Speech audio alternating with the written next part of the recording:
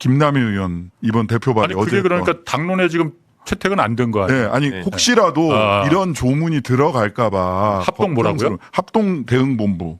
그게 뭐야? 검찰총장은 중요, 긴급 사건 등 신속한 수사가 필요한 사건의 경우 법무부 장관의 승인 및 관계 수사기관의 장과의 협의를 거쳐 지방 공소청에 합동대응본부를 설치할 수 있다. 라고 해서 합동본부에서 뭐 파견 받고 뭐 등등등등등 해가지고 검사 파견 받는다는 거예요? 있어요. 검사랑 수사관이랑 같이 모여서 검사가 수사 지휘하는 그거는 수사하겠다는 거예요. 법안으로 올라갈 리가 없겠지. 제발. 저걸 집어넣으면 진짜 너무 노골적이지. 제발. 아, 그걸 법안에다 그걸 넣어가지고 왔구나. 네, 두 번 다 홍기현 의원 안에서도 그렇고 김남희 홍기현 의원 법안에 누르다? 거기 들어가 있어요? 아, 손 탔네. 그래? 이거는 확실히. 예. 그래? 제가 두 분을 그건 너무 노골적인데? 너무 노골적이에요. 두 분에 대해서 함부로 평가하기는 좀 그런데 예. 이거는 진짜 최근에 검찰에서 의견을 합동수사본부에는 낸 요거라도 건데 해달라고 청와대에 의견 개진한 거 아니에요? 이게? 이 합동 대응본부 이렇게 해놨는데 이렇게 뭐가 쓱 하고 들어올까봐 긴장의 끈을 놓칠 수가 없어요. 저는 왜 그러는 거지 그런데?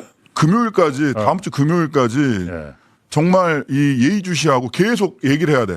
막판에는 사실은 이게 뭐 법사위까지 다 그래서 뭐 법사위 위원들이 막 퇴장을 한 해 만에 이런 얘기가 나오는 정도까지 있었던 게 본회의에서 수정동의안이 갑자기 나와가지고 법사위도 안 거친 수정동의안이나 법외국제 때 와 이걸 어떻게 해야 되나 진짜 고민스러운 일들이 있었거든요. 이렇게 합시다. 우리가 지금 그 걱정하는 것들이 없도록 마지막까지 긴장하면서 마지막까지 긴장하고 마지막까지 떠들어야 돼. 마지막까지 떠들어야 돼. 한 가지만 좀 그렇고 예. 그 안건조정위원회를 국민의힘에서 걸 가능성이 요청할 가능성이 크잖아요. 네. 조금이라도 늦추려고 그러면은 민주당 쪽에서 박지원 그 의원이 위원장이 될 테고 맞습니다. 제일 연장자 네, 타선이니까 그다음에 간사인 김승원 의원이 간사가 될 테고 네. 민주당에서 또 한 명은 누가 들어가요? 혹시 그건 아직 결정은 안 아직 됐죠. 결정 안 됐죠. 거기 조국 혁신당에 박은정 의원이 들어갈 때 3명은 됐고 네. 국민의힘 의원 2명, 나머지 민주당 의원 1명이 혹시나 예를 들어서 지금 여기에 대해서 반대하는 의원이 예를 들어서 김남희 의원이나 뭐 이런 분들이 들어가서 나는 반대일세, 난 국민의힘 의원 쪽이 맞는 것 같은데 이래버리면 아니, 어떻게 되나? 그러면 원내대표의 권한이 있어요. 원내대표는 사보임시킨다고? 사보임 시킬 수 있어요. 맞아요. 사범이 시킬 네, 수 있고. 그건 뭐 헌법이 권한 정해놓은 권한이니까. 예전에 양양자 의원이 했던 방식이지 그게. 네. 예. 다 동의하겠다고 해놓고 그 무소속이었죠 그때는. 맞아요. 그러고서 이제 복당하겠다라고 해놓고 와가지고 나는 반대다 이러고 들어. 많은 수법들이 있었습니다. 그러니까 이미 다 경험을 했으니까 잘 알아서 대처해주길 바랍니다. 네네. 그리고 또 한 가지 어쨌든 아까 하위 법령이나 지금 후속 절차를 갖다 지금 해야 되잖아요. 네. 이게 지금 보니까 행정안전부는 뭔가 잘 되고 있는 것 같아. 뭐 여러 가지 하고 있더라고요. 지금 보니까 건물도 지금 계약도 했고. 대학에서 인테리어 공사를 지금 하고 있어요. 그리고 또 그 인력도 지금 전직 희망원 받고 있다고 하고 킥스도 지금 하고 뭐 예. 채용 하고 있고. 설명회를 이제 곳곳을 다니면서 할 겁니다. 아니, 킥스는 뭐 발주를 했는데 LG CNS가 받았나 그랬는데 네. 당장 그 맞춰서 새 킥스를 만들긴 어렵다 해서 경찰 킥스를 끌어다 쓰는 끌어다 쓰는 거예요. 지금 그러니까 완전히 하는 거는 올해 연말까지 하는 거고 일단은 10월 2일부터는 핵심 기능만 그러니까 수사정보 협력할 수 있는 핵심 기능만 일단은 가동은 가능하대요. 어쨌든 지금으로서는 사실 뭐 엊그제도 저희들 토론회 하고 했는데 뭐 중요 사건 수사 초기 적법성 통제 협력 체크리스트 이런 거 막 만들어야 되거든요. 해서 한 30개, 한 40, 50개 체크리스트에 따라서 초기에 부실 수사할 수 없도록 막 그렇지. 만들고 네. 그다음에 소위 이해 충돌 상황에서 재척 기피 회피 어떻게 시킬 거냐 만들고 아니 그런 거 할 게 많아 지금. 예, 엄청 많고요. 저는 그럼에도 불구하고 10월 2일 날 개문 발차될 가능성이 매우 크다고 봐요. 그렇죠. 예. 여러 가지 해야 되겠더라고요. 그러니까 지금 할 게 보통 많은 게 아니에요. 전관 예우나 후관 예우를 막는 법이 있는데 예. 경찰 관련돼서는 그게 없어. 그것도 해야 되겠더라고요. 권한이 없으니까. 그것도 해야 되겠고. 그러니까 내가 그러니까 총리실에 TF 만들어 놓으면 그런 거 챙기라고 했더니 아 진짜 뭘 정말. 아니 그러니까 개문 발차 하게 되면 문이 열려 있으면 분명히 문 바깥으로 튕겨 나오는 피해자들이 있기 마련이에요. 그래서 내가 그게 제일 걱정이에요. 아니 그때 가면 또 그럴 거라니까 이게 완결되지 않았으니 유예 기간을 길게 둡시다. 이게 또 나옵니다. 이제 두고 보죠. 그래서 내가 그 걱정인 게 행안부 그러니까 중수청은 어느 정도 지금 준비를 뭐 열심히 하고 있는 것 같은데 법무부가 사실 내 문제란 말이에요. 예. 어저께 그러니까 법무부에서 그 토크 콘서트가 있나 봐요. 장관이 주재해서. 아, 그래요? 근데 거기서 저런 얘기를 했다는 거야. 일단 민심을 따른 뒤에 정비해야 한다. 답답함이 있어도 검찰국 직원 등 다 정상화될 것이니까 기다려보자. 저게 그러니까 정상화될 것이다. 무슨 말이야? 그러니까 매우 그러니까 지금 왜 저러나 모르겠어. 일단 급한 비만 피하자. 그리고 나중에 다시 뒤바꿀 수 있다 이렇게도 들릴 수. 저는 그렇게 들리거든요. 저 말이. 사실 법무부 검찰국 명칭도 바꿔야 되거든요, 이제. 그렇지. 근데 검찰국 직원을 정상화시키겠다는 게 무슨 말인지. 그러니까 저게 무슨 말인지 일단 콘서트에서 나온 기사로만 그냥 나왔는데. 이재명 정부의 법무부가 소위 법무부 문미라, 그러니까 검사들을 법무부에서 배제하는 거. 이거에 대해서는 아무런 조치도 없고 의지가 없는 것 같아요. 지금까지 봐서는. 그러니까 지금 탈검찰화가 엄청 장관인데. 뭐 알아서 잘 하겠지. 이제 법이 통과되면 사실은 이제 그 중수청 설치라든지 이런 부분은 이제 행안부 장관이 틀어지고 간다고 보시면 될 것 같아요. 그리고 그래서 이제 윤호중 예. 오히려 좀 윤호중 장관에게 좀 그러니까 그 조명이 좀 가야 잘 돼요. 하더라고 지금. 조명이 좀 가고 발언 기회가 좀 더 나오고 그래야 돼요. 예. 예.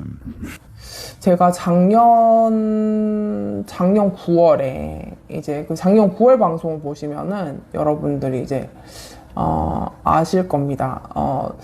왜 그러냐면 제가 그때 결국은 목적은 정권 송치다라는 얘기를 했습니다. 자, OS님 우리 그 오랜 방송 봤던 분들 자 증인해 주십시오. 그랬죠. 제가 사실은 결과적으로 검찰이 노리는 것은 뭐다? 정권 송치다라는 거였습니다. 네. 그래서 그래가지고 지금 이 정권 송치의 문제가 뭐가 다른지 이런 부분들부터 시작해가지고 이제 지금 오늘 제가 절대 안 된다라고 얘기를 하니까 지금 법사위에서 틀어막고 계신 분들도 있더라고요. 네. 그래서 증인. 네. 그래서 지금 참 그 합동대응본부부터 시작해가지고 사회적 약자, 정권 송치, 이런 것들 다 이제 결국은 꼼수죠. 꼼수죠. 네, 어떤 분들이 이렇게 표현하시는 분들이 있더라고요. 보안수사권 폐지는 용돈을 끄는 것이고, 이제 법인카드를 줬다라고 하는데, 그것보다 이제 정권 송치를 이제 열어두게 되지 않습니까? 그 정권 송치는 검찰개혁의 가장 상징적인 내용이었어요. 검찰개혁의 가장 상징적인 내용이었다. 그러니까 이게 제가 간략하게 설명을 드리겠습니다. 어떤 부분이냐면 전권 송치. 네, 이런 전권 송치가 뭐냐면 전체 건수, 전체 사건을 송치를 한다.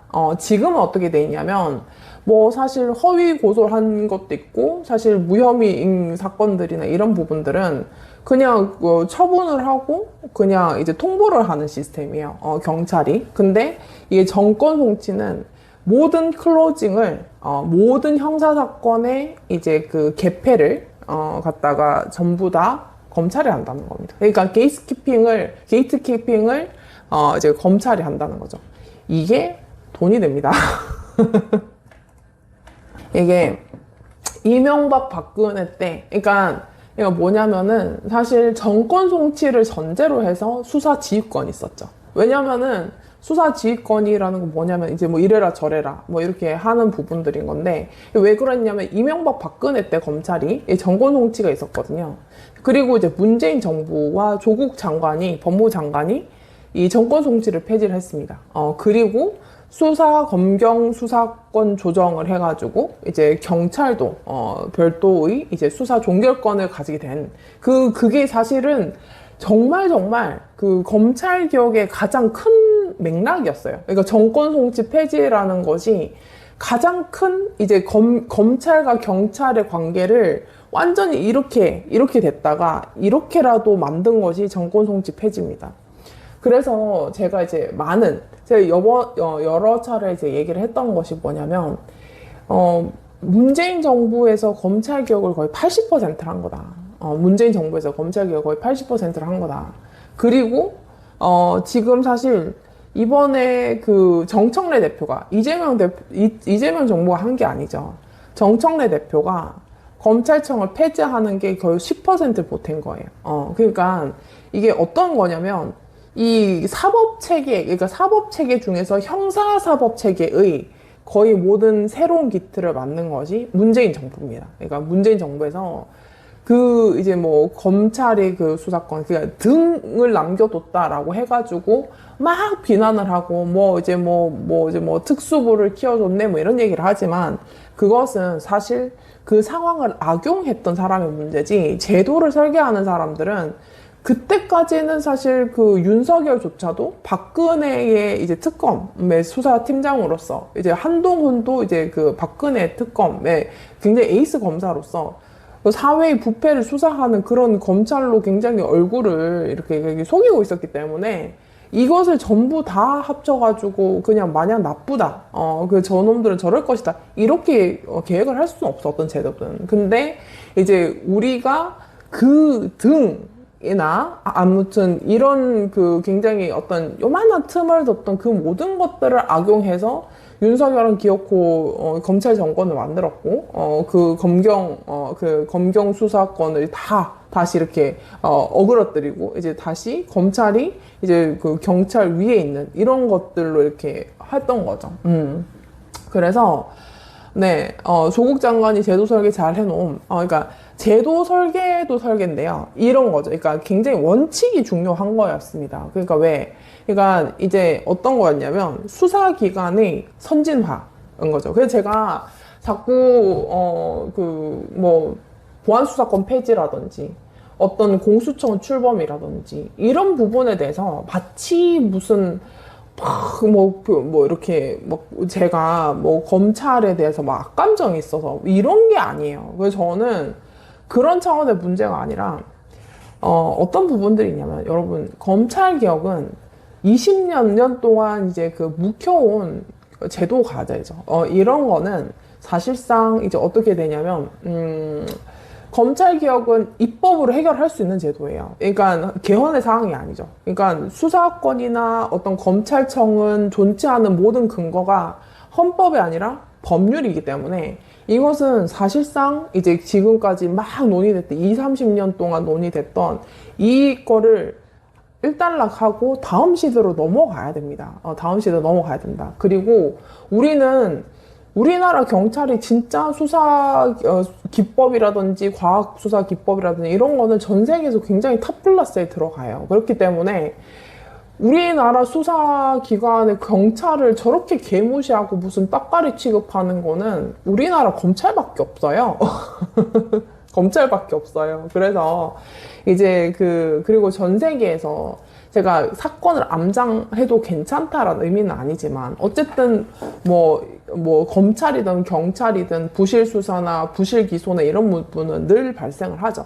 그렇지만 어쨌든 기소, 수사 분리를 하자라는 대원칙이 가장 먼저 실현을 시킨 것이 문재인 정부의 조국 법무장관이 했던 거예요. 그 대가로 자신이 어떤 피해를 입었지만 어쨌든 저것을 물러나지 않았죠. 그러니까 그런 부분에서 참 제가 그때도 얘기를 했지만 그러니까 저는 문재인 대통령의 검찰 관련한 비판은 저는 할 수 있다고 생각해요. 그러니까 뭐냐면은 그러니까 네가 뭔데가 아니라 저는 그거였죠. 그 윤석열 검찰총장이 저질렀던 선거 개입 사건을 왜 문재인 대통령이 침묵했느냐는 거예요. 그러니까 잘라라 말아가 아니라 유감 표명이라도 해줬어야 됐다라는 생각을 한 거죠. 그거는 그 정도 용기는 검찰 개혁을 앞장섰던 대통령으로서 해야 됐다라고 생각을 했던 거예요. 그래서 저는 제가 과하다고 생각하지 않거든요. 근데 저는 그 이상을 넘어서 윤석열을 키워줬네 말았네 하면서 그런 식으로 무슨 문조 털레유 하는 거는 정신병자죠.